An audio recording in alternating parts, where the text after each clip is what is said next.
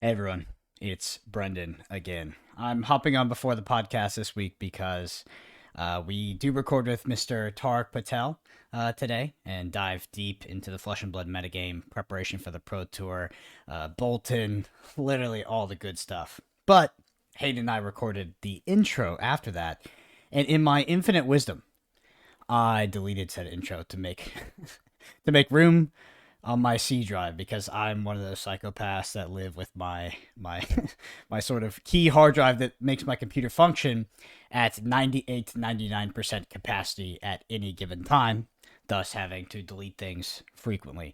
And yeah, I deleted my part of the episode. So, here I am. Anyway, I want to take the time to expand a little bit more upon our story that we talked about last week, which was U.S. Nationals, the calling at U.S. Nationals in particular. But let's rewind it a bit. I did mention that, in swapping to Tariq Patel's Briar deck, I was swapping off of what I call a shit Briar deck. Well, why was I playing a shit Briar deck? How did I end up with a deck like that? I thought you're supposed to bring good decks to tournaments. Well, we tested a lot for that tournament, U.S. Nationals in particular. Not really testing for the calling the day after, but that's how it goes. And Briar was clearly an extremely powerful deck. We were also looking at things like Viscerai, Rune Blades back in the day, right? But with Briar, at least in our internal testing at the time, we had a bit of a dichotomy between Earth Briar, Tall Briar, and Lightning Briar, or the go wide sort of zero cost Cheerios Briar. The Cheerios list that we were using was a little bit less tuned than it ended up being for the one that was taken to that U.S. Nationals tournament by Mr. Tariq Patel. But functionally, we kind of found out that the lists were pretty similar in power level, and we felt like after we tuned our deck quite a bit, the Earthbriar list, we felt like it was more powerful. To be honest, we thought our worst matchup was Lightning Briar, by far. We felt very favored into everything else in the metagame. Like, okay, Lightning Briar is our worst matchup by far. It won't be that popular, right? Like, how popular could it be? I know Matthew Fox just went undefeated on stream at UK Nationals, but how popular could it be? Yeah, really fucking popular. So, but that's really not why we ended up on the bad deck. The bad deck story more comes from we had this Briar list we had been tuning for months in lead up to the tournament. And then, the night before the tournament or the day before the tournament, per se, I'm sitting at our Airbnb in Orlando, Florida, beautiful sunny Orlando, Florida, and Mr. Zach Bunn, Mr. Tim Bunn, I think Ian came over. Let's do some testing. Let's write down our deck list because you got to write down your deck list the night before the tournament.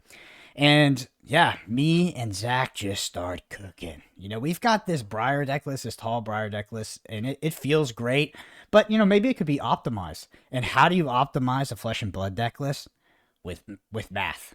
So I whip out the spreadsheet. We start doing the math on attack action, not attack action split. Where do we want to be? What's playable? What's not? Can we run Tome of the Arknight? Like all this stuff. Figuring out the ratios.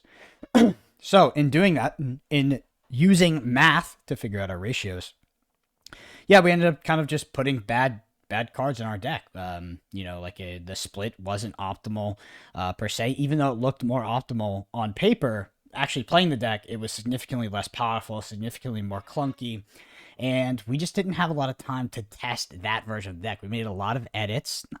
Honestly, it wasn't even a lot, but we made a few edits the night before, and then there I am, day one of US Nats, and so is Zach Bunn, and we're playing this, what we used to think was a powerful Classic Constructed deck, and it is terrible. And I remember going up to Zach Bunn after the Classic Constructed rounds, and I was like, bro, something is wrong. And he was like, yeah, I know. And yeah, we both had a pretty bad time in terms of Classic Constructed at that tournament. I believe, Hayden was obviously not in the US Nationals, so he was able to switch before he went to the calling, so that's the story of how we got on a bad Briar deck. Because honestly, the tall Briar deck, it's not a bad deck. I know it's long gone now, but we considered bringing it to PT Leal. So even months and months later, before that, I had gotten very close to winning a Battle Hardened, going completely undefeated. What used to be a Battle Hardened, going completely undefeated in like 8 Class Constructed rounds, just losing in my semifinal to a chain. And yeah, the list looked very promising. And I enjoyed playing that list a lot more. But If any lesson is to be taken away from that, it's that don't make just don't make last minute edits, because theory can get you so far, but actually playing the deck is way more important than any theory. And even in modern day Flesh and Blood, even in the value oriented theory, like, you got to get reps, you got to play the deck, because don't be like me. Don't be like me and Zach Bunn. Don't be sitting out down day one of US Nats and Class Constructed and playing a deck that feels alien to you, because it was a shock. But yeah, I learned my lesson, and then ultimately, the calling the next day, Tariq Patel gave us the deck list to Cheerios Briar, and we took that to pretty incredible finishes across 3 people. So shout out to Tariq. Anyway, also want to mention, yeah, speaking of US Nationals, speaking of the Briar deck, wouldn't have been possible without those yellow Ravenous Rabbles. So I want to shout out Magnolia Games for sponsoring this episode. You can find them at magnoliagames.com. They've got everything you need, whether it's booster boxes to draft heavy hitters, singles to update your class constructed deck, or cold foils, gold foils. They have the largest selection of gold foils, I think, in the world at this point. They're at every single event. You can find them there. Check them out. They're good friends of the podcast at this point. Like I said, they helped us out immensely at US Nationals, helped us get those incredible finishes. So check them out at magnoliagames.com and use code Arsenal10 to let them know you came from the podcast. Anyway, let's get into the main topic. You're listening to Arsenal Pass, a flesh and blood podcast for players by players, and all about strategy, leveling up, and the latest news in the world of Wraith. Welcome to Arsenal Pass. And this week we are joined by Mr. Tariq Patel. You've been a guest of the pod many times at this point. I think the last time we had you on, we were also talking about some macro meta stuff, and you had just mentioned that we actually spoke about Kano and what would happen if Kano was the best deck in the format. Whether or not that is true, we'll get to the bottom of that.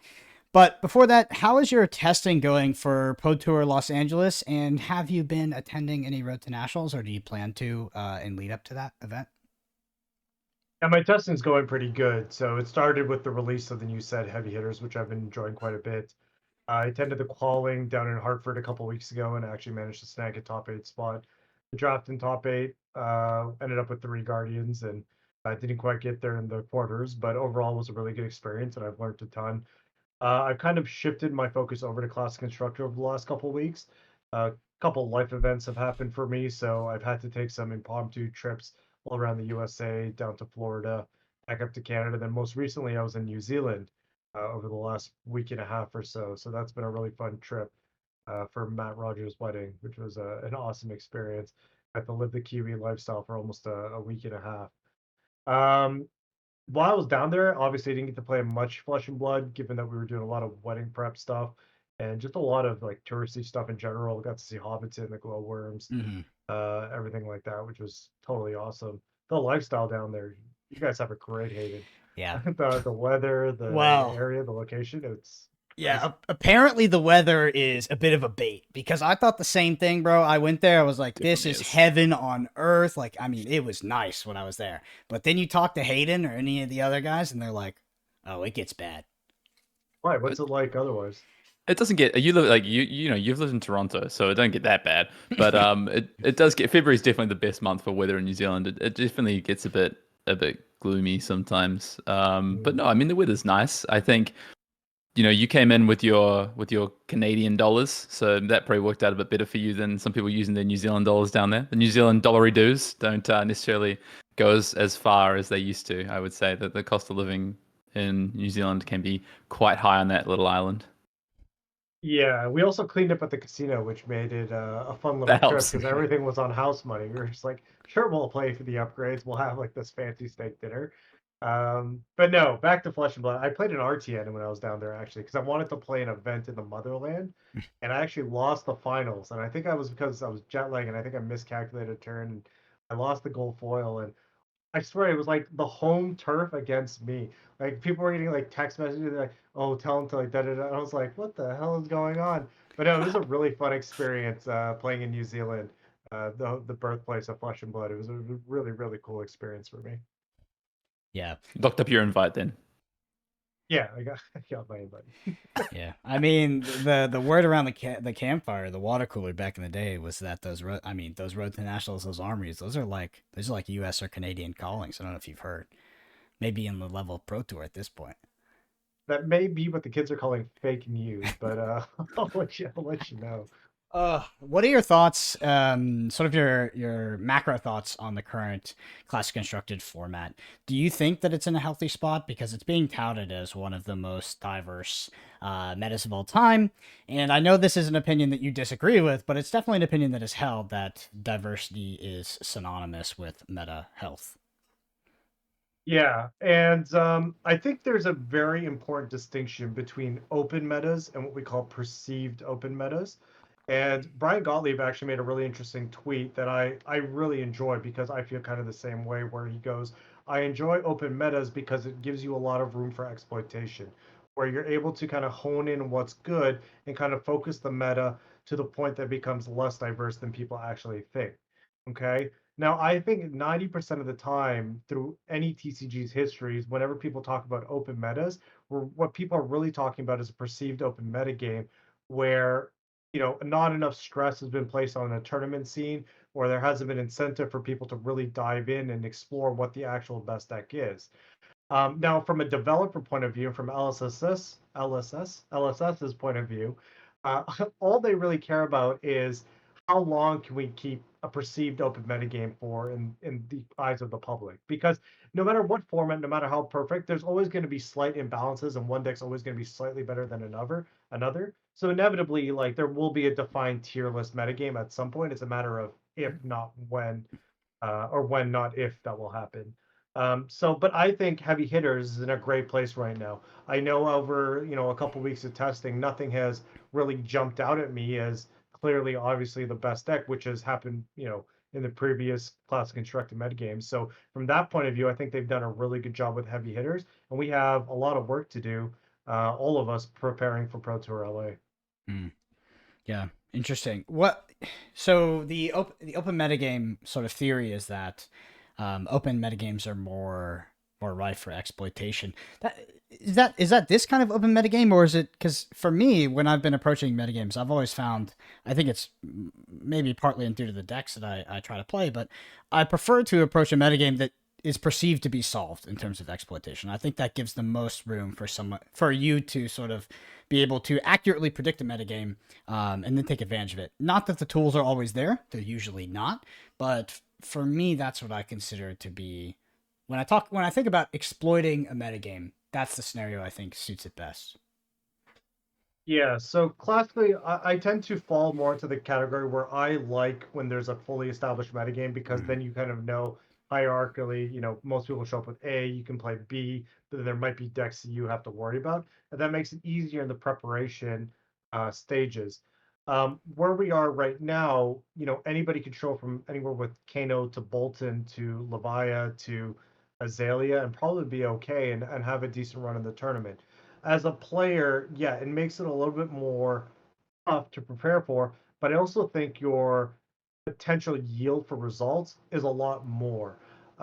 Because if you find something that is just this much better than everything else, your likelihood of success becomes exponentially higher than if you were to just be in that classic ABC kind of tiered metagame. You're well positioned, but you still know that, if you're playing A, that somebody playing B can still beat you. So you're kind of just rolling the dice in that way. So when it comes to preparing, yeah, like it would be nice to have everything nice and neat and laid out. But from a deck building and brewing point of view, I think we have, and I'm really happy with the group we're working with. I mean, you guys are involved in it this time. We're on almost every day, working it out. I think we're gonna arrive at something that's significantly better than what the field is playing. I think. I don't know. We're not there yet, but I think a lot of headway is being made, and I think that gives us as top tier players a lot more chance for a good result than maybe an ABC structured metagame. Yeah. I want to put a pin in a question that I have for later, which is just sort of the advantages that larger testing groups have at this point, or at least sophisticated testing groups at the least, in terms of just like the aggregation of data that some of these tools that are being used are able to achieve at this point. Because I think it's the the gap is getting quite big at as we progress forward. The In regards to the metagame for the Pro Tour, do you think that the Road to Nationals results over the past couple of weeks are indicative of a Pro Tour metagame? Or do you think when attending a tournament like the Pro Tour in Los Angeles that the margins are actually a lot thinner than the community currently perceives them to be? Well, I think the cream always rises to the top. I think we're still in the stages where people are still figuring out what's actually good. So there's going to be a lot more noise in the data, and the sample sizes are obviously a lot smaller. So we're only getting a glimpse of what there is to be, right? If you looked, have you ever seen the picture where it's like a black ball on one side and then a white ball on the other side in the middle that's kind of gray? It's kind of like we're getting kind of glimpses of that ball at different spots, and we don't really fully know what the big picture looks like yet. I think the RTN kind of gives us a little bit of a diving board as to where we're kind of starting, what to kind of look at. Are our biases or perceived notions of the metagame confirmed, or is it different than what we expected? And if it's different, why is it different? For example, I think a lot of us weren't considering Kano. Why is Kano doing better? Okay, there's a lot less prevalence of aggro decks that tends to favor Kano. When a lot of decks want to block 2, attack for 7, and really can't push through, large go wide turns, Kano tends to be a little bit better. Okay, should we be looking at something else? Or how do we, as a mid-range deck, focus and attack Kano? So these RTNs, I think, are a mix of people trying to figure out what's going on. People are playing what they're comfortable with. Kano players that have been playing it for a while are obviously finding a lot of success. But I think it's the metagame trying to work itself out on a local slash RTN level. Yeah, absolutely. Anyway, we'll get more into that when we get into the main topic. We gotta hit the news first, which is the Calling Tokyo in the world premiere. This new Mistveil set. I just want to get your thoughts on at least your first impressions. Like, what sort of classes do you think might be represented there? I know ninjas is like kind of the, I don't know. It's like the easy guess first. First off, maybe something like a wizard as well. But the main thing I want to talk about is sealed is 8 packs, 30 cards exactly. What do you think that hints at? Yeah, so I really do believe the pack sizes will change. So when the news first dropped, we were having dinner at the time in New Zealand, and I was talking to Nick and Matt and everybody else, and I said, field is already pretty optimized to the point where, like, if there's a best deck, and you already have 84 cards, you're gonna make a pretty good pile. I can't imagine them giving us like 30 or 28 more cards and then saying, "Hey, build a sealed deck from this," because it's gonna be so homogenized. Everybody's deck is gonna be exactly the same. So to me, that yells at you that there has to be a pack size change because there's no way they're gonna give people an extra 30 cards to play sealed with, unless maybe their logic is, "Hey, we want the weaker heroes to maybe have a couple more cards, and maybe that will make the pools a little bit better," but I don't think that's where they're going. So I personally believe that the pack sizes will change. Now, to me, the most logical change will be a 12 to 13 pack size. And then for draft, we might be just drafting with an extra pack, which I think is phenomenal. It will fix a ton of the number of problems that Flesh and Blood draft has had for years at this point. Mhm. Hayden, are you in that sort of? Are you on that? I'm gonna say I don't know. Do you have? Is that your thought as well? Do you agree with that? Yeah, I think so. I think the kind of idea of a differentiated pack size has been something that's been sort of floated before around the community, and I kind of agree with what Tariq's saying. Like, there's some issues that I think a fourth pack would help address in terms of kind of where you can go in the draft, how you can stay open, or what lanes you can go into. I think 14 card 3 packs is really narrow time frame. Those first kind of 5 picks in particular are so much more impactful than the rest of the draft, like significantly more impactful than the rest of the draft. So I think that could help that. In terms of the kind of part, the Mistveil itself and what to expect, I mean, I don't know. The set, we've seen a key out for the set, which looks kind of wizard-esque, maybe. It looks kind of like maybe something like Icelander walking into the sea, but it could easily be, more ninja related, to be honest. So I don't know. The set looks cool. The world premiere is happening May 17th in Japan. It's pretty exciting that we're going to Japan for a calling so soon. From what I'd heard, or from what I know, it's very tough to get spots in Japanese convention centers to run events. So I'm surprised that this happened so soon from what I'd heard, but it's very exciting, I think, for that market in particular. So, I mean, I'd love to go to this. I don't know if either of you two are thinking about trying to get there. Calling, so world premiere on Friday the 17th. Calling is still part of the Mist Vale Sealed, so very similar to what we saw with the calling in Queenstown. But yeah, I'd love to go, but I think it's going to be hard to get there. How about you two? Tariq? I just checked, and apparently I have a direct flight from Toronto. One of my goals on this bucket list of mine this year was to go to as many callings as possible. So I was actually trying to go to the Phuket one in a couple weeks after the Pro Tour, and then Warsaw in Poland. So I'm going to try my best to be there, but no promises. Yeah, go to Tokyo over Phuket, surely. I don't know. Phuket is pretty sick, bro. I mean, I spent a lot of time. I used to kind of like live in Thailand. I went back and forth for years, but yeah, part of that was living in Phuket as well. It's a nice area. Anyway, I think the Flesh and Blood community as a whole, it might be a small sample size than just the people that I associate with, but I feel like I feel like the Flesh and Blood community has been waiting for an excuse to go to Tokyo to do the Japan trip. This is like, if you ever ask anybody, like, where is the place you want to have the next Pro Tour or the next big World Championship, everybody's pipe dream is Japan or Tokyo at that. So, yeah, I know I've always wanted to go there, but it's just a question of, can we justify it for just a world premiere and a calling? Because a Pro Tour would be a lot easier, I think, but for a world premiere and a calling, it is definitely a big question. I also think that if you go to Japan and you've never been, I do think you have to take an extended period of time, right? You've got to 100%. take, 100%. You've got to travel around that country. It's that, and that's what I would do. It's a lot of flying. I was gonna say, Hayden, I don't know how you do these trips on the regular to North America and Europe. Yeah. Holy smokes! I thought I was gonna die on that plane ride over from New Zealand. Bro, it sucks. Yeah, it's tough. It's tough. But the thing with the Tokyo, the piece of it is like, actually from here, it's I can also do a direct flight. It's like 9 to 9 hours or so, which I would love to do. But again, this is something that's been. I thought LSS was getting better at this, but 10 weeks notice it's not enough to plan a holiday. And I would want to take a holiday if I was going to Japan, because it's my favorite country in the world. Love Japan. Loved my time I've spent there previously. Have wanted to go back since COVID. But it's 10 weeks is hard time to get leave, plan a trip, and make it over there. So, don't know. Yeah.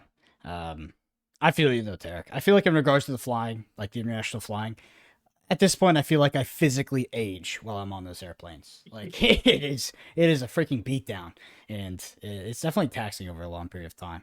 It drastically changes if you're able to fly business and lay down versus sit in the middle seat of some, I don't know, sardine-packed airplane in the back. But yeah, I'm trying to limit my travel at this point, but just trying to hit the Pro Tours, LA. We'll see about Amsterdam, and then who knows what the World Championship is going to be. But I'm excited for it. Looks like a cool set. I'm happy they're finally breaking in Japan. We've been talking about it for years. I remember talking to Chris Pierce about it at a dinner in Baltimore, and he outlined some of the challenges that they face trying to break into that market. And there is a huge logistical there's a huge amount of logistical hurdles that they need to get through. And he actually, when I talked to him, he was not super optimistic about something happening very soon. So I think that they were able to sort of crush it. So it's very exciting. Flesh and Blood in Japan, finally. Hopefully, finally we're going to get those Japanese Flesh and Blood cards, those localized cards that we can all put into our deck. I'm excited for it. Yeah, in regards to the set, my guess would be Ninja, Illusionist. I don't know about Wizard. Maybe this is like insider information, but I've kind of heard like musings about like the next like Wizard thing is like actually a Wizard set. The validity of that, who knows? But it sounds like it's like a Wizard centered set from what I've heard, which I have no idea if it's true or not. And this is probably not that, I'll say. I'm keen to see what the mechanics are, especially for limited. I think that Flesh and Blood is their limited mechanics have been getting a lot better. Like Bright Lights to Heavy Hitters was a drastic upgrade, and the Clash mechanic, the Wager mechanic, those are just really fun mechanics in card games, and I think they've learned a lot in terms of TCG design. Anyway, on to our Command and Cookout section, which is our listener question section. for the week. If you want to get your question read out on next week's episode, you can shoot us a comment on YouTube. The first one is from the Sand Trap. They say, in quotation, "This is a KO-dominated metagame. I hear this from not only you guys, but other Fab personalities as well. But what data are you actually getting this presumption from? I went to one RTN and topped very, very few KO. And none topped. Rhinar went 6-0, though. There you go, Hayden. It's like you guys were hyped on KO, saw Yuki win on KO, maybe played some games, and came out thinking KO is really strong, and thus it's a KO meta. Even though it's not even topping some events, in most recent major events, most represented decks only taking up 10 to 15% of actual representation. What gives?" So yeah, we talked about this a little bit in like the preamble of this episode, but yeah, the KO stuff for us is like anecdotal testing evidence. Like every aspect of my testing is dictated by KO at this point. Like it is the litmus test of all our decks. It's the main deck that we're looking at this point, and yeah, it just seems very, very powerful and extremely consistent. It's a fair question. We did talk about KO, and I know we did talk through the lens of our testing.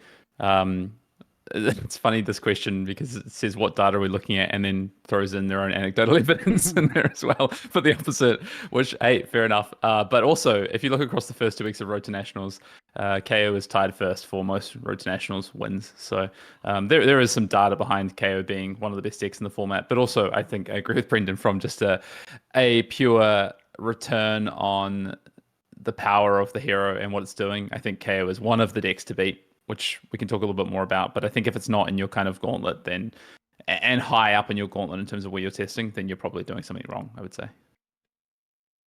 Exactly what Hayden said. I mean, it's tied the most RTN wins already. And then it's also the antithesis of what Bolton is as a deck. I understand when I look at a KO list, I'm like, I get why you win. Mathematically, theoretically, like this is a solid deck on paper. When I look at Bolton, it's like, I don't get it, but there are people that really like it. I know Roger Bodie's probably going to message me some death threats later, but that's okay. It's one of those decks that I don't get. I played it. Yeah. I get it. You like the card disadvantage hero. Okay. I don't know. It's like, yes, that deck can veer off of its standard deviation of games and win. Like that's flesh and blood. But I think the deck is more real than it has been in the past, but there are just like people are visceral about Bolton for some reason. And I just don't think the value proposition on Bolton is not very good. That doesn't mean we immediately dismiss it as a playable deck for the Pro Tour, but I don't know. It's not dictating a lot of our testing. We play against it. We've tested it, and it doesn't look fantastic. But I don't know. At this point, I'm just like, am I freaking missing something? Or do people just like to, like the card disadvantage hero? I will say it's the most playable it's ever been since I've started playing the game. I'm not going to argue with that. But I also don't have the great, wonderful experience that other Bolton players have been having. It's been okay. It's felt average, but it hasn't been like this wow amazing thing like a lot of the Bolton players are hyping it up to be. That's all I'll say. But Tariq, when you show up in your car and you're driving to work and you're on the freeway or the motorway and you're going like 50 and everyone else is going like 60 or 70, and they're just like going past you. And then one day you go and get a service and they're like, hey, we've got this new part we can put on your old car, and it tunes it up. And now you start going down the freeway at like 55, and you're like, wow, I'm faster than I was before. Like I'm keeping up with some of these cars. That's Bolton. Yeah. I mean, I'll happily eat my words on Bolton if it has a great performance in the Pro Tour. But I will say, anecdotally, right now, it is just not performed exceptionally well in testing. And I understand that there is data out there, whether it's Chris Gehring tweeting on his little Twitter, or it's somebody winning with Bolton. Like, there is data out there that the deck is playable and that it can win games. Just for us, so far, it hasn't been a standout. Anyway, next one is... Oh, go ahead. Yeah. Next one is from Obi Wood Lanjay. Oh, God. After Hayden put out that, like, he was like, oh, one day somebody's going to get us with the name. I'm terrified because you're just baiting all of them at this point. They say, damn, I really wanted to hear you both gush over Kano. Okay, so Tariq, to give you some context, basically, we recorded an episode talking about like anecdotal Road to National data because they hadn't released the data yet. And we kind of dunked on Kano a little bit. We're like, yeah, I don't want to play it. It doesn't, week 2, week 3, Kano, when it's expected. Who wants to play that? And then immediately after we upload the episode, they released the data and Kano was the most winning deck. So we did not gush over it. But I kind of it didn't change my opinion on the hero. I was surprised. I think it's impressive, but it didn't change my opinion on the hero. And I don't feel like I want to play the deck anymore. Like playing Kano into a field that is actively has a better reason than they've ever had to hate it out, because Kano has still been hated out of formats and people still pack sideboard cards that they statistically should never have in their sideboard at in previous tournaments. But now there's like a legitimate reason because it's the talk of the town. And yeah, it's just I don't think I'd want to play Kano in that sort of metagame. But our meme is that we talked about it. We're locked on something that starts with K and ends with O. So who knows? Who knows? Kano's good. Kano's like Kano's power level is as high as it's ever been, but everything around it has come down a little bit. And there's a lot of decks that want to trade 2 to 4 card hands, right? Like play 2 cards, block 2 cards, whatever. And that is really good for Kano. Like it's an exploitable thing for Kano. So like I played a couple of games with different decks into Kano. I'm like, oh, this feels scary. Like I've played a lot of Kano, and I have played from the other side as well, but because of I think the decks that are rising to the top in this format, like they do feel like whether they're good or bad matchups, whatever, it feels scary regardless. Like it does feel scary. So I have kind of shifted a little bit. I'm not to say I'm super high on Kano. I think there's basically 0% chance I register Kano at the PT. Maybe not. There's never 0% chance I register Kano, but like it's it's as low as it's probably been. And I think that's because I'm not a big fan of playing Kano into formats where it's expected. I just think this is like, it's so different to every other Flesh and Blood deck in the way that you can actually prepare for it with a few or a number of cards as opposed to a total game plan, which you have to do for almost any other deck in Flesh and Blood. Any other top deck that's ever been has required you to adapt a list, adapt a game plan, have a very robust kind of way you play into it. And that is actually just not the same with Kano. And I don't think really any other deck is like that. It's kind of more like a Magic deck than anything else in Fab, I think, in terms of how you can interact with it. So that's kind of how I see it. I don't know. What do you think, Tariq? Give us your rundown on Kano. I couldn't have said it any better myself, actually. I agree with everything you said. I think Kano's a deck that does well when people don't expect it. And I think now that it's on the radar, it makes it exponentially harder for players to get away with it. Because even if you're a deck with a classically bad matchup, even Bravo players can just go AB3 and maybe put 2 to 3 Oasis Respites, or people can do really weird or crazy stuff to beat it. So I think the fact that Kano did well at the RTNs are its own worst enemy, and people are going to come prepared for the Pro Tour, where I know when you guys had a lot of success for it in PT1. Now, correct me if I'm wrong, but a large part of that was because nobody was expecting it. Like, you faced little to no AB, right? And you got a significant edge in that metagame. So it's quite the contrast that we have here from before. Yeah. It's the same at Worlds as well. Hayden, like Worlds, Hayden I think there was Worlds. 4 Kano players. Yeah. Hayden played at the Worlds as well, and honestly, like its worst matchup in that game was probably Icelander, and Icelander was, I don't know if it was more representative than we expected, but it rose to the top a lot more than we expected, which was not great. But yeah, ultimately people were unprepared for Kano in that metagame, and it performed well, and I thought it was a good deck for that format. But yeah, right now I would say there's not 0% chance, but the more popular it is, I think the less likely I am to bring it to something like a Pro Tour, because there's definitely a misconception that if a deck is unprepared for Kano, it loses, because that's just not the case at all. That's not true. Yeah. There's two dimensions that you can try to beat Kano on. You can try to respect the deck. You can try to add sideboard cards into your deck. You can try to play Oasis Respite. You can try to add additional AB, or you can just not give a fuck. And you're probably equally likely to win to an extent, because Kano is a deck that relies on a few sequence of cards to extend past its like normal curve, which is terrible. Its normal damage curve or turn cycle output is terrible, and you have to be doing the Aether Wildfire thing at least 90% of the time if you're going to win. And a lot of these decks, they can just race you. And I mean, there is an inherent level of variance there where you can just lose to decks that absolutely are disrespecting you, and they don't care about adding sideboard cards. They don't care about adding additional AB. It just sucks that there's that inherent fail rate, even in the best meta conditions, there is that inherent fail rate. Then There's gem after that. There's the gem format. There's the non-meta decks that you could face. They can absolutely destroy you. And I think that for all those reasons, Kano is maybe not super high on the list. But Tariq, I will say, I saw you attend the Magic tournament. I saw what deck you were playing. I was like, dude, why does this guy not play Kano? He was playing Amulet Titan.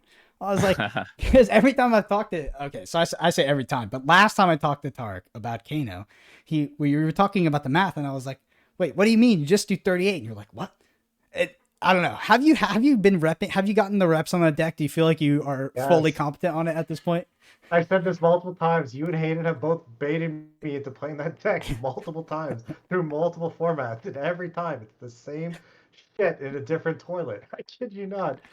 It's fine. It's a deck that does its thing. Kano has gotten like 0 new cards in this set. It's the same deck. All that's changed are the decks around it.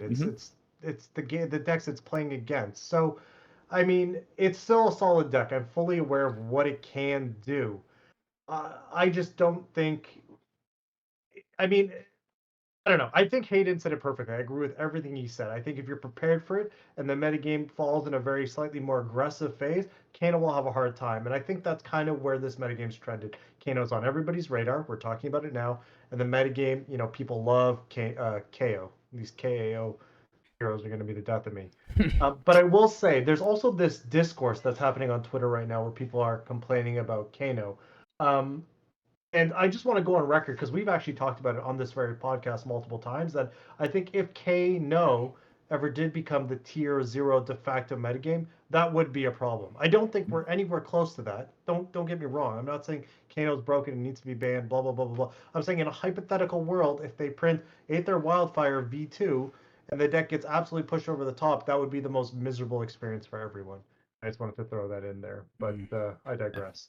Yeah, I'm on board with that. The other thing as well, I just want to point out, because I want to give an other side to it as well. You did say, we talked about kind of, Brendan talks about it, just don't care about the deck, right? Just kill them. Like, that is a thing that was seen previously. Maybe the meta's not quite there. You can also pack your hate, right, for Kano. I almost did it as well for Kano, and that doesn't also guarantee that you're going to win, right? It's not like, oh, you pack the hate, but what it does do is it just reduces the amount of games that you just win, like from the Kano side, and vice versa from the other side. It just increases the spots where you go, oh, actually you had to play into the spot and I have the answer to it, and it just the win rate comes down.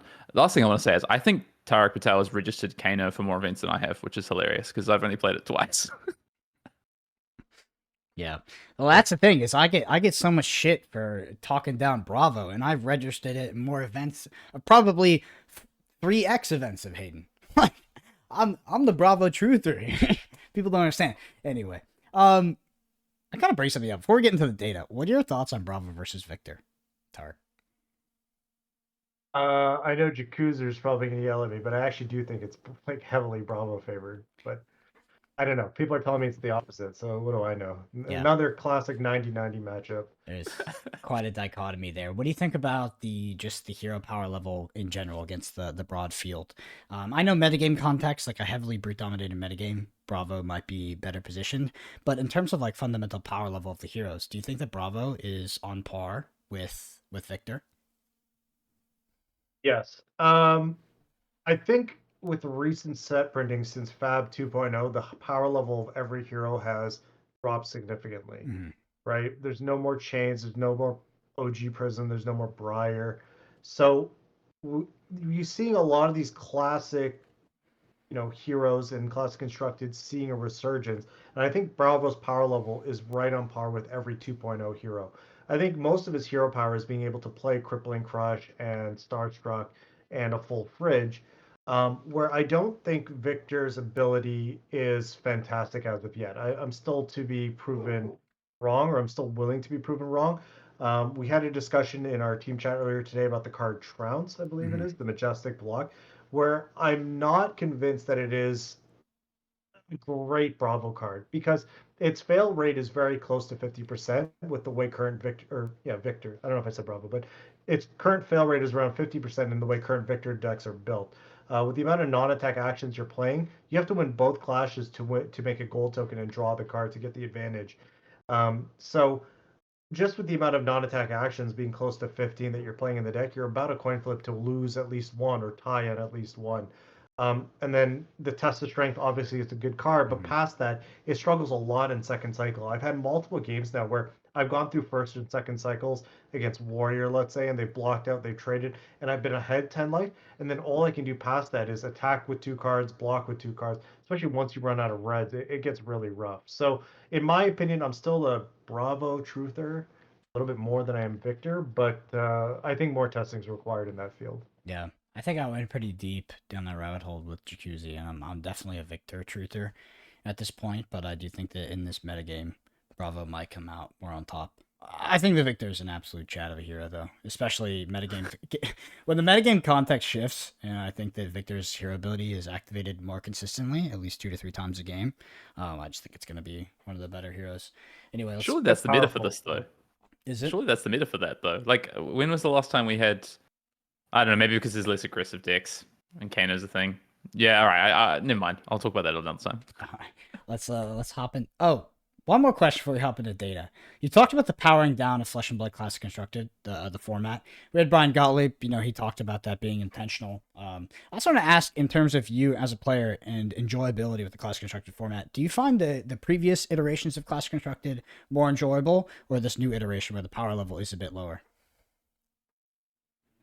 I think that's a very nuanced question. As a player, I kind of Flash Flood 2.0 is a little bit more data mining, so it feels like I'm almost like preparing for a chess tournament. This one, even our group chat, I'm sure you've seen me asking for people's data, Talishar games.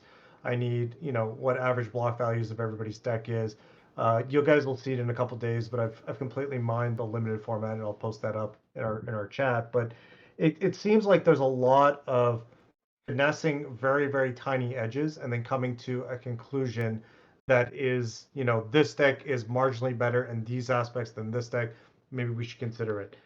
From like a purely, what's the term they use? Not Johnny. What's the spike? Like from a purely spike point of view, it's enticing to some degree because there are edges to flush out that maybe other people won't get to, and that part is interesting. I, from a game perspective, and this is echoed in a lot of the casual or less competitive players that I've talked to and known locally, they tended to prefer Flesh and Blood 1.0. Even though it's perceived to be a design mistake, I think, by LSS, especially with the walkback of 5.2.0 from where it was, because people just like doing powerful stuff. Yeah. There's no doubt about that. And, you know, we really see that when people were very upset that their Prism or Chain deck got banned and they can no longer, do the fun stuff. Because let's be honest, playing 5 cards in a turn, even though it's kind of degenerate, is a lot of fun. Or Soul Shackling for 7, or playing 2 auras. People like that sensation in a game. I don't really know what the human aspect to it is, but they really like that, right? It's a reason why Magic is way more popular than chess, right? Yeah. Or we talk about Magic and not chess. Yeah. I had this conversation previously in regards to like Magic design and prison cards and cards that let you don't play their cards, and I think that like most tenets of game design would have you design that out of the game, but people actually enjoy it. People enjoy that aspect of Magic, and they enjoy it in other games, whether it's soul shackling away half your deck. Landing multiple auras and locking your opponent out of action points. Like people do enjoy it. The reason I asked you about enjoyability is because whether it's true or not, I do think a lot of people see you as the Briar guy. You're a lot more than that, but you are the guy that broke that hero and took it to sort of its original fame. Excuse me, I'm the knick-knack guy, but Yeah. go on. Yeah. I was about to say, come on, guys. Oh Brick my and brack. god, you actually caught me off guard. Yeah. We actually tested that card quite a bit after you posted on CFP because it wasn't. I mean, it's a tutor, so it's not unreasonable. We're actually playing in Kano and stuff, but yeah. Anyway, let's get into the data. This is week 1, Road to Nationals data, Classic Constructed wins. So I'm just gonna name the top 3 to 5. Why don't you just go to combined? Just go to the combined data. All right, we have Cares combined about week data one? that's Who been cares aggregated. about week one? All right, By combined data. someone who puts a lot of effort in, Brendan. It's worth saying, All right. Three-way tie for first. Kano, Victor, KO. Then those are all at 17 wins. Jermai at 14 wins. Bravo at 13 wins. Dash at 11 wins. Bolton at 10. Kasai at 10. And then like a myriad of heroes sort of littering the rest of that that list. What are your thoughts on this three-way tie started off with Kano, Victor, KO? Do you think that are those the pillars of the metagame? As of now, I think yes. Kano will always be there, kind of in the background. It's been in my mind ever since I started playing this game because I never wanted to lose to that deck. I do think there's going to be some flavor of Guardian, some flavor of Brute, and then you have to go down that list to see the Warrior. But I think Warrior is also there. There's Kasai with 10 wins, Bolton also with 10 wins, so combined 20 wins for Warrior. So I think Guardian, Brute, Warrior with a sprinkle of Dromai and Kano is likely going to be the metagame we're going to see going forward. Interesting. Do you think this is interesting to look at this from a class standpoint? Are these heroes within classes, and because there is more heroes within class now, pretty close to each other that you think it's worth looking at a class level? That's something I've been thinking about the last few days. So if we look from a class standpoint, Brutes are leading the way currently with 33 wins out of 165 in the Road to Nationals data. Guardians are at 30, closely behind, and then Warriors are not far behind that at 27. Now these have some of the most heroes, right? They've got three heroes, Warrior even more now, right? 4 heroes. But then you look after that, and it's like Illusionist at 20, Wizard at 17. Obviously, that's just one Wizard now. But I think when you look at the setup from a class level, because of when we looked previously, I think, if I said Wizard, right? Kano, Icelander, 2 very different decks. Whereas I go Victor, Bravo, 2 fairly similar decks comparative to what decks within class have been last time. Even Rhinar KO, like fairly similar, for instance. Even put Leviathan in there as well. So I do wonder if starting to look at a class level is quite interesting as well. Yeah, and that's a fantastic question. And one thing that the only criticism I would have for this game design in general is this right here, this very topic, because if a class is good, right, Rhinar versus KO, all their cards are functionally shared between them. So if one hero ability is mathematically slightly better than the other, it should almost always be optimal to play one versus the other. And this is where we go back to all the way to the start of this podcast where we talked about a perceived open metagame. I think the fact that there's multiple heroes in the same class taking up pretty equivalent shares of win percentages or metagame percentages shows that it is still perceived open, right? People don't know if Bravo is better than Victor, or KO is better than Rhinar, or whatever, Kasai is better than Bolton. But once we figure out, okay, this is definitively better than that, people will stop playing one of those other classes because you should always just be doing this for XYZ edge over and over. Yeah, it's interesting when you talk. This reminds me of the point you talked about earlier, where you were aggregating that Talishar data and looking at the sort of turn cycle value that the deck was getting. Do you think that that's, to what extent is that the end all be all of the deck that you should be choosing? Is it just the sort of mathematical output that you can have on a turn cycle and exceeding sort of these the average of other decks, or are there additional things to factor in, like the nuance of game plans, like things like fatigue, etc.? There is some nuance to it, but in general, Flesh and Blood is a game of math. So you win a turn cycle, you win the turn. You win enough turn cycles, you win the game. And that's basically what this game comes down to. Now, there are virtual advantages, is what I like to call, that don't always show up in the math, right? On hits that make agility tokens, on hit crusher effects like Bravo. So if you look at a Bravo turn cycle, it will always be slightly less than a pure aggro deck, but its represented value is in forcing your opponent to block with a certain number of cards, so it reduces their damage output, right? Because if your opponent has to give you 2 cards a turn cycle to prevent a crush effect, obviously their average turn output is going to be a lot less. So when you start making it contextual, it starts getting a little bit deeper, and then this is where the discussion part comes in and becomes more of an art than a science. But I think looking at general data and numbers is a very good place to start. Right, we go all the way back to U.S. Nationals 2022 when Michael Hamilton won with Wounded Bull. This is exactly what he did with Icelander and Wounded Bull. Was he said, hey, 8 damage a turn plus block 6 is a 14 damage turn cycle repetitively. If I do this over the course of the game, I'm going to get a slight edge. Plus my extra turn cycle with Storm Striders is enough to completely be overwhelming. And he was right. And this lesson has stayed with us even from before that time till now. It still holds true. And as we move to Fab 2.0 and cards become less flowery, less flourishing, less Soul Shackle and a bunch of weird effects that play to the board in weird ways, then it becomes more obvious that we really have to dig down into the actual nitty-gritty of the math of every turn cycle. I think it's worth noting that when we spoke to Brian and something that I know James has kind of echoed as well in some of his statements, it's not guaranteed that we're not going back to a more powerful Flesh and Blood, especially in Classic Constructed. Like I think that we're in a lower point now, but that's not a guaranteed hold, and that's been, I think, made reasonably clear. The other thing I want to ask about, so you talked about kind of value, and then there's a little deck sitting at number 4 here in the charts called Dromai. And Dromai can operate a little bit differently to that. Like it's not necessarily, it has board advantage. It operates on a more permanent basis.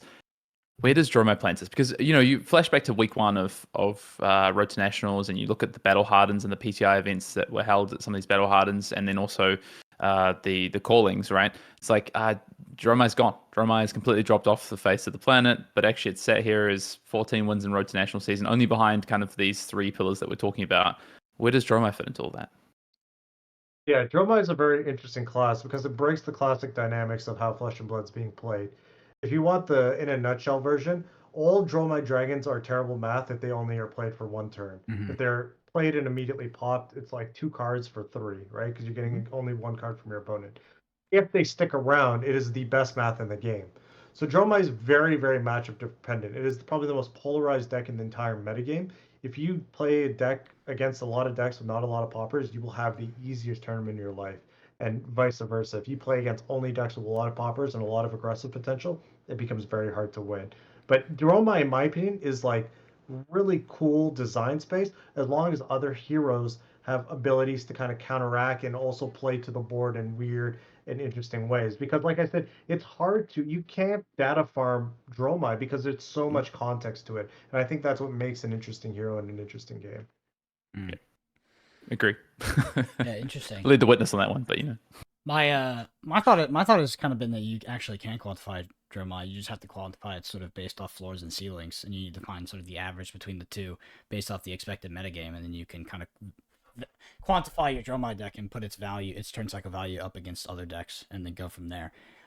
Like you're right, in a metagame where you're constantly being popped and it's dominated by Brutes and Guardians, your average turn cycle value should be quite low. But in a metagame that is not that, I do think that you can do the math to an extent. I don't think that Talishar does the math, and it's not as clear, but I do think that you can assign values to those dragons, although they are somewhat arbitrary, right? Because who knows if it's sticking around for 1 turn or 2 turns. Mm-hmm. I do think it still exists in the paradigm that is value-oriented Flesh and Blood. And you talked about the lesson that Michael Hamilton taught us, and yeah, it's interesting because it is a lesson that has dictated pretty much all of modern Flesh and Blood thought since it happened. And I actually wonder if it preceded that event as well, as if it always existed as the way to win games of Flesh and Blood was to simply outvalue your opponent. And I do think that as we progress forward and the power does start to come down a bit, that the additional nuance that you could attach to a game, you'd be like, what about this situation? It's outside the value matrix. I think they become less and less. I think the value matrix becomes more and more important and more true. I don't think it's the end all be all, but I do think that it should be the first layer of thought when evaluating anything in Flesh and Blood at this point. I really like these heroes that can kind of break away from that, because I think they throw a spanner into the works of trying to understand matchups and understand a metagame to a really, really deep layer. And I think I don't completely disagree with you, Brendan. Like I think you can look at Dromai from some value related aspects, but there's so many instances where it's so hard to go and tell me the value of a dragon 100%. If a Moraga is on the board. Go and tell me the value of a dragon if you get to do a Chroma Moraga turn. Go and tell me the value if you're able to play a Rake the Embers. Like what is the value of Rake the Embers, right? That is such a difficult card to evaluate, I think. But in saying that, I do agree with you there for the most part. But I think if that happens, honestly, I don't think that's good for the game. So I think decks like Dromai, I think decks like Azalea, I think these are good things to have in the metagame. I would like to see another of those. Kano can be one of those to a degree, although it's a bit more linear in terms of what it's trying to do through a particular game. But I don't know. Why isn't Max in there? Let's get Max in there, guys. Come on. I think you're right, though, Hayden. I think that every axis of Flesh and Blood could be theoretically 100% solved via some sort of value calculation. But I do think that to the extent in which it cannot be done perfectly by the human brain, especially on demand, actually contributes to the level of nuance and the idea of agency we get during a game. So I think like decks like Dromai are much more fun and interactive, where they kind of break that paradigm, mostly because the math, it's just not as clear, right? It's not as simple as playing a Guardian deck and blocking with 2 cards and maybe coming back for 8 or something like the Icelander deck. It is just more nuanced and more contextual based off the board state. And while I don't think that that means it is not rooted in the value, the sort of the value concept of Flesh and Blood, I think it is just much harder to sort of on the fly do the math as a person. And I think that's what makes those decks very fun. Should we talk about some of these other decks? I mean, we've kind of talked about those, the three, the quote unquote big 3 through the first 2 weeks. Kano, Victor, KO. We talked a little bit about Dromai. Let's go down to the next of those non-warrior, brute, guardians. About Dash, because you're someone, Tariq, who's played a lot of Dash. You played Dash at Worlds, right? Worlds and PT Lil. I've registered for 2 Pro Tours now.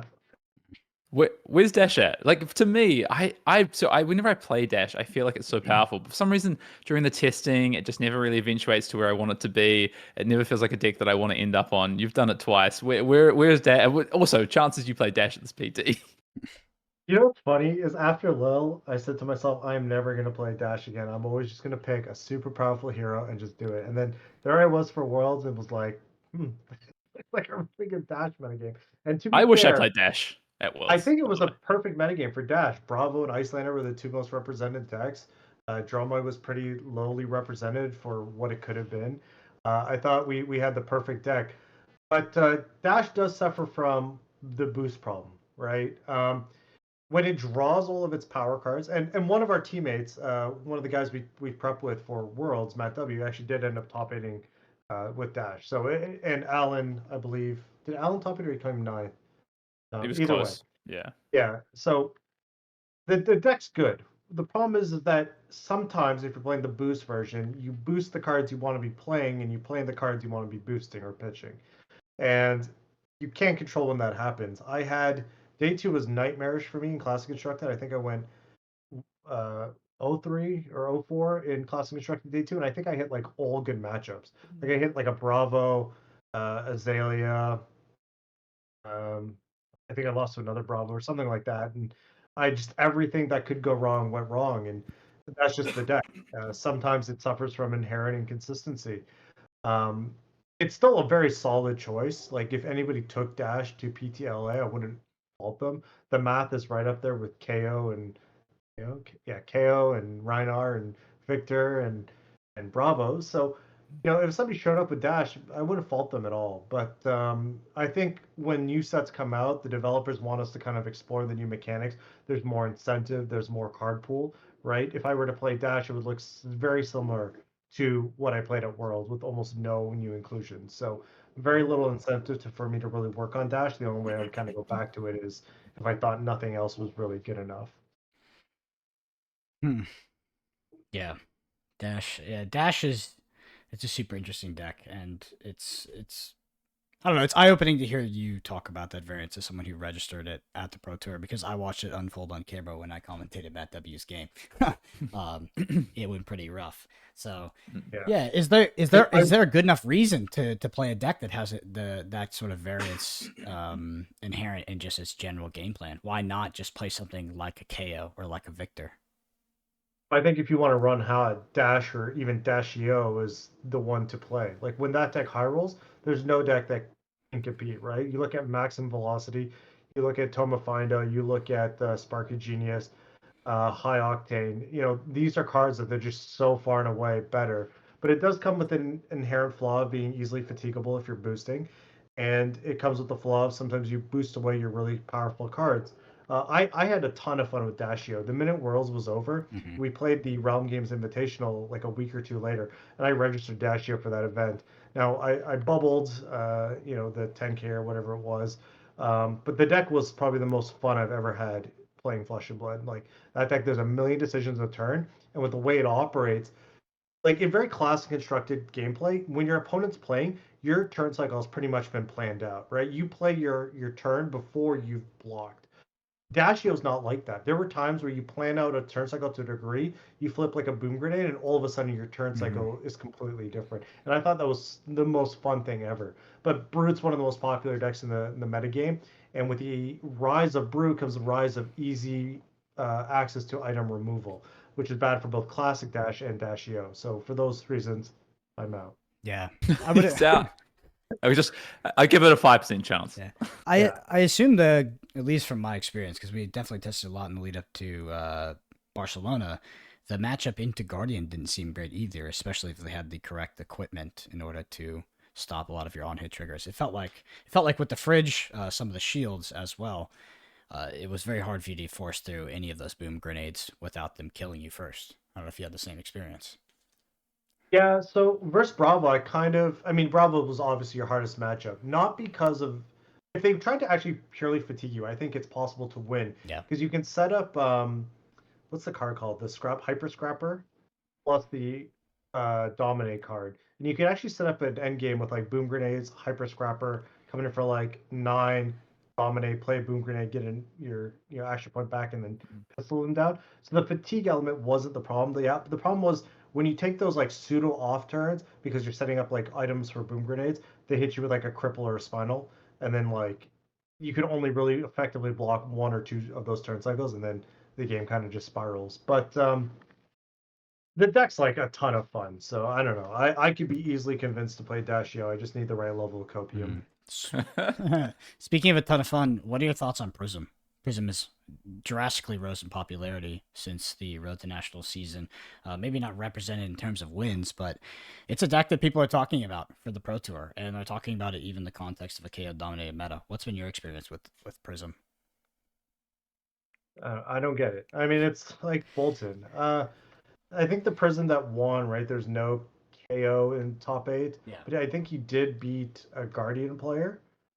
And from what I understand, they kind of pivoted to more of an aura game plan, and that's how it took over. But in my head, I still don't fully understand how that works because as a Bravo, what made or a Guardian, I should say, what made the traditional Prism matchup rough was that Lumineros made all those actually Aether Ashwings or 1 damage recurring threats. And now, if the auras aren't threatening, right? I think the only one you really care about is Merciful Retribution, the one that puts Yeah. the angels to soul. But like even the Genesis is no longer that threatening. You can pretty much go face, and auras take a long time to recoup the value that they cost to play. I don't really know. Truthfully, I need to put more reps into Prism to maybe I'm missing something. But I know Lucas Oswald played the deck at that same tournament where I played Dashio at the Realm Game Invitational. I think he was finding similarly that when your opponents don't have poppers, your matchup's like really good, and when you do, it can be almost nightmarish. So I don't know. I need to put more reps in. Yeah. My experience was that KO with the Brutes. I mean, the Brutes just beat that deck on every single axis in which it exists. I could be wrong. That's the thing, is like you come out with this anecdotal evidence of like, oh, I played Brute against it and it feels like it beats it on literally every single way Prism could compete. Brute just destroys it. And people are like, no, you're just playing it wrong. And I'm like, okay, maybe. I just don't know at this point, but I think the deck is not well positioned for the upcoming Pro Tour, like at all. I also think that if you're existing at a life total that is anywhere near 30, a starting life total anywhere near 30, you need to be doing very, very powerful things every single game. Peak flesh and blood, man. Peak flesh and blood. I wanna ask about one more because I think it's maybe the one that has surprised me for a couple of reasons, both negative and positively. But Kasai. Yeah. Kasai, I think, had like a lot of hype in previous season. Obviously one of the heroes that people are most excited about, given the popularity of young Kasai, in Blitz. And I mean, Kasai, it's like the 7th or 8th most winning hero in Road to National season, but it's not particularly done that well. It's had a couple of top 8s at these battle hardened events. Where do you think Kasai sits? Like, do you think it's it's a sleeper, like people just haven't worked it out yet, and it has a lot of opportunity, or is it kind of like the numbers just don't really stack up on Kasai? I think it is a sleeper. I think Kasai is a lot better than the RTN numbers give it credit for.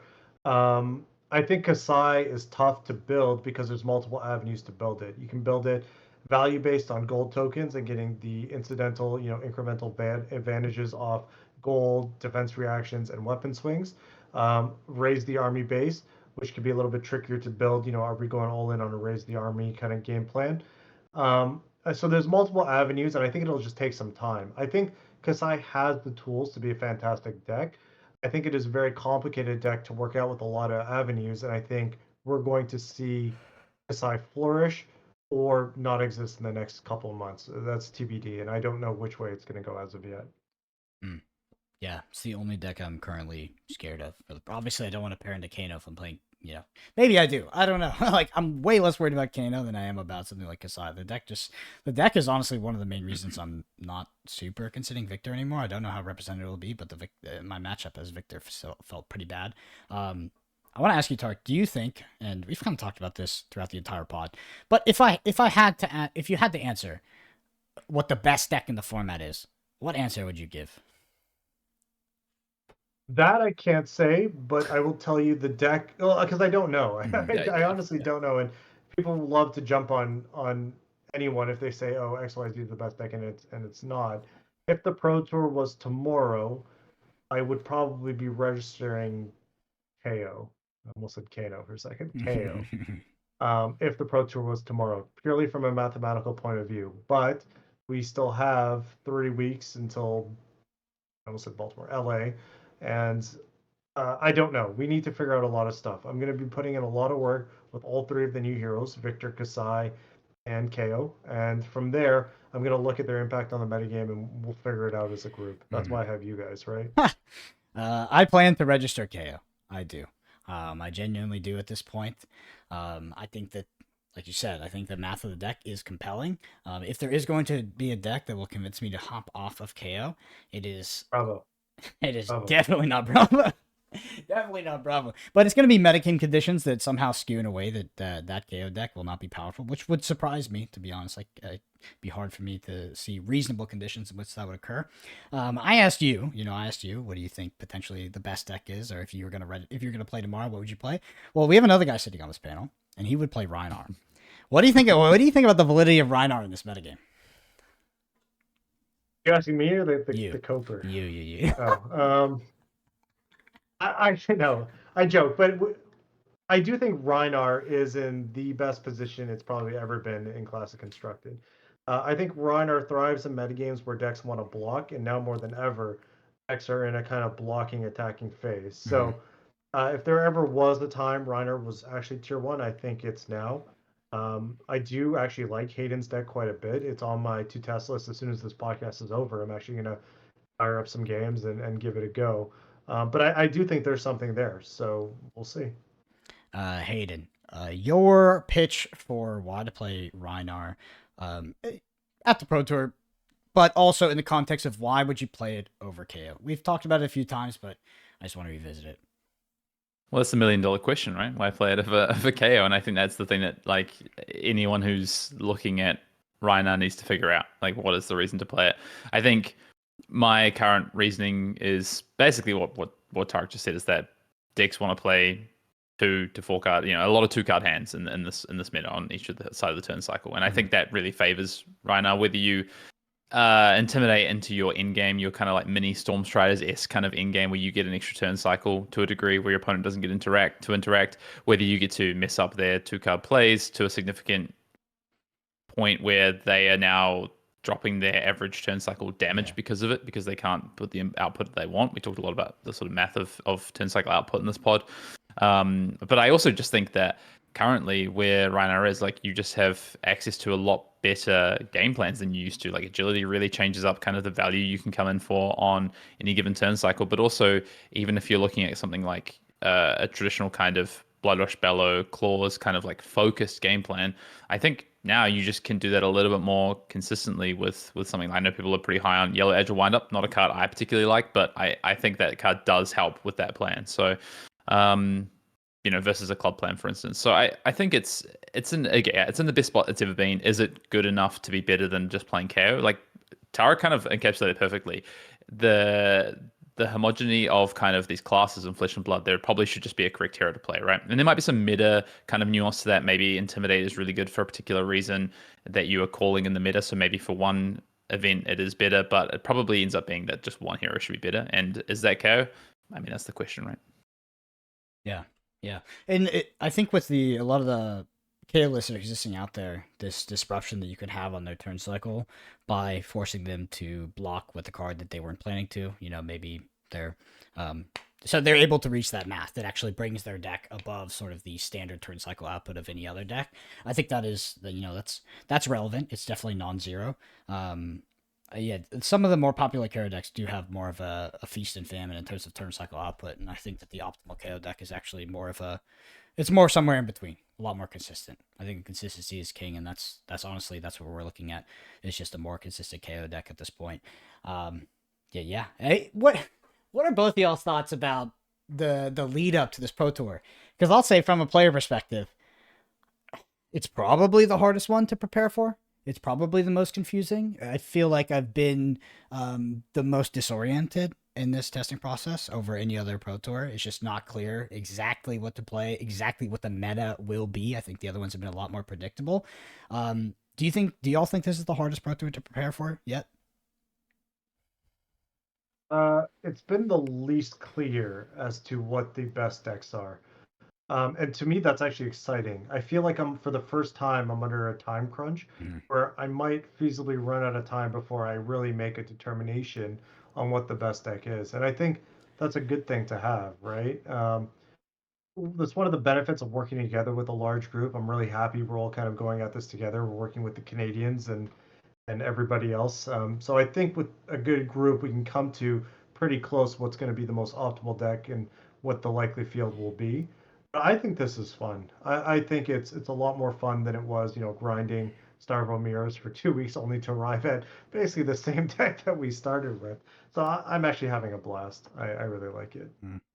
Yeah, this has been maybe my most enjoyable preparation in some time. Like part of that is actually the draft format. To be honest, every time I draft, I'm super excited to draft and learn something new, and I have not felt that since probably Uprising, and honestly, even an Uprising that capped out pretty quickly comparatively.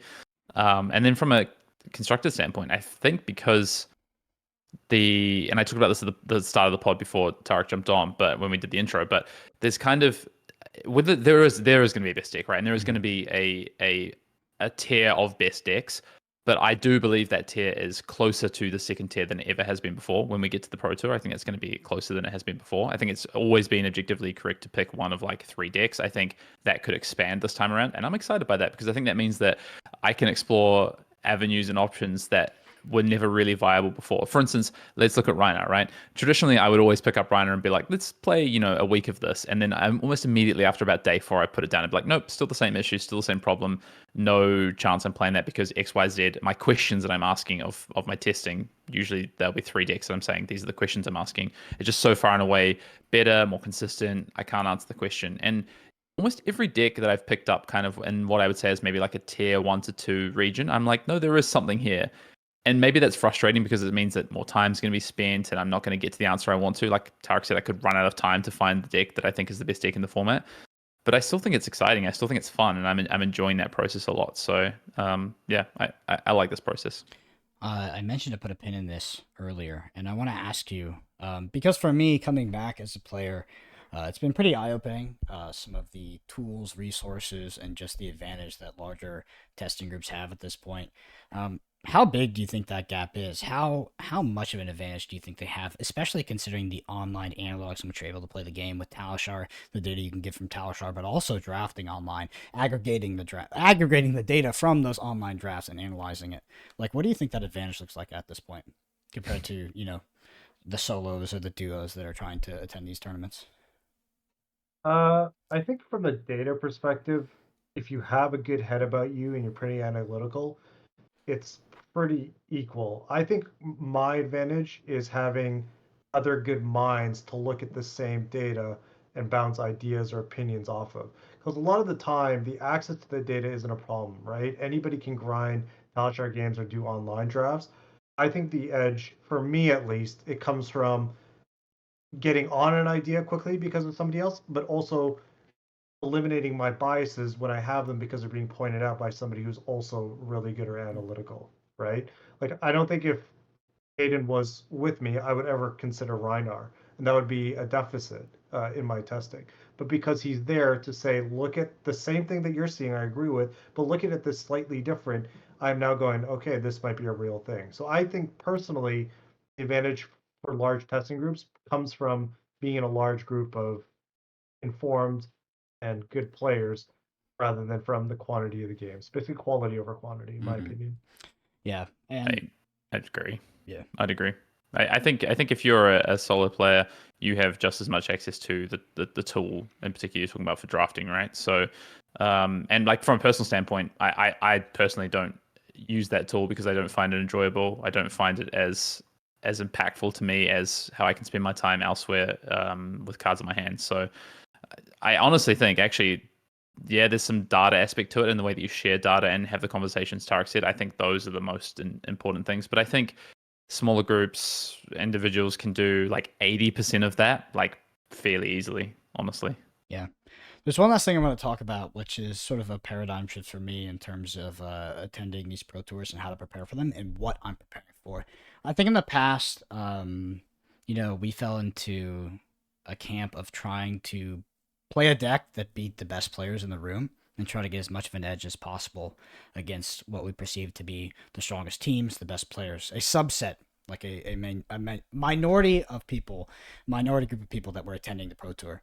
And I do think that has changed for me now, where I think the correct approach is to try to get the largest edge over the average player at the tournament. This is something I heard in regards to Magic the Gathering, and people that are preparing for the most recent Pro Tour, was this approach to testing and picking a deck, because I think that the previous ideology I had would put me on to those sort of deck that beats the deck, or deck that beats the deck that beats the deck kind of decks, and would often neglect and not take seriously enough the concept of just playing the best deck in the room. What do you think about that, and what is your approach? I personally couldn't care less what anybody else is going to play. There's good players from around the world. They all arrive at different conclusions. I think if you focus on the process and just maximizing what you know to be objectively correct, everything else will kind of work itself out. And that's not to throw shade at anybody. And that's why I think it's really funny when people will accuse content creators of manipulating the metagame, especially informed ones, because it's like, that's not the goal, right? If I make you play a slightly subpar deck, it's not going to help when I may not even play against you, the person. I don't know. Like, if my deck is subpar, it's irrelevant what the rest of the room is doing. So, firstly, I want to maximize my own potential, and then I'll start worrying about what everybody else does. But I don't even know if I can get the first stage done by the time Pro Tour rolls around. So, Yeah. My last question for you, Hayden, is how are you feeling in, you kind of already talked about with Tarek said, usually he tries to lock before, and this time might be a little time crunched. You historically have had troubles time crunching before the end at some of the Pro Tours and World Champions. I mean, I was a part of that too. I'm not saying I wasn't. How are you feeling about this one? So I did a lot of reflecting after Worlds, I think, and my preparation for Worlds was the least preparation I've ever done. It was just super disrupted by my work schedule, and I kind of knew that going in, and I didn't adapt for it, which hurt me a lot. But I think the times that I've had personal like success where I've felt that I've done well in events, so Worlds, I think 2022, my nationals win, my nationals top 4 last year, the calling top 8 last year as well.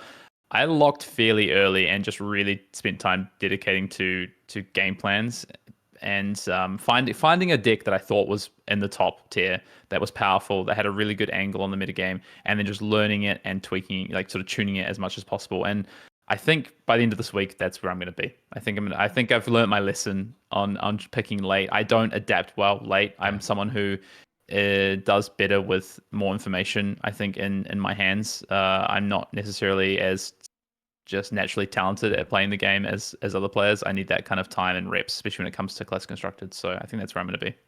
100%. I've reflected and realized that I'm a player that makes mistakes, and there's nothing more detrimental to my performance at a major tournament than being under-repped on a deck and not having enough experience. Some people have that natural talent where they can exist in a lot of theory, and they will just this guy, and they will be able to play correctly, play soundly, but I've realized I'm not that person. And what is more important to me than having the 1% edge over everyone or the 1% better deck than everybody in the room is to be more practiced than everybody in the room, or at least be as much as practiced as them. Yeah, Tariq Patel, the talented, the actual talented card player. Hayden, do you have any other questions for Tariq before we head out? Nah. Yeah. All right. Well, Tariq, I want to give you an opportunity to shout out what you're up to, where people can find you, all that good stuff. Not much to shout out. I'm kind of laying low right now. I actually recently closed on a house, so very busy with that and working. Thanks. So life's very, very busy for me. So content creation wise, I've kind of taken a step back for now. We'll see when my life kind of settles down. But if you want to hear my thoughts, I'm always on Twitter at TarkPatel10. You can find me there. Awesome. Well, we appreciate you coming back on the podcast. It's always a pleasure to have you on, and your thoughts and opinions are insightful. So if you enjoyed this podcast and you wanna help us out, the number one thing you can do is leave us a review on Apple Podcasts or Spotify. We read every single review, and it is the absolute number one thing you can do. Twitter's at BrandonAPG, Finn_Dale, and Tariq Patel 10. Check us out there. And finally, big thank you to the Arsenal Pass patrons. You help us do what we do. We appreciate you endlessly. Anyway, thank you all so much for listening. We'll see you next week.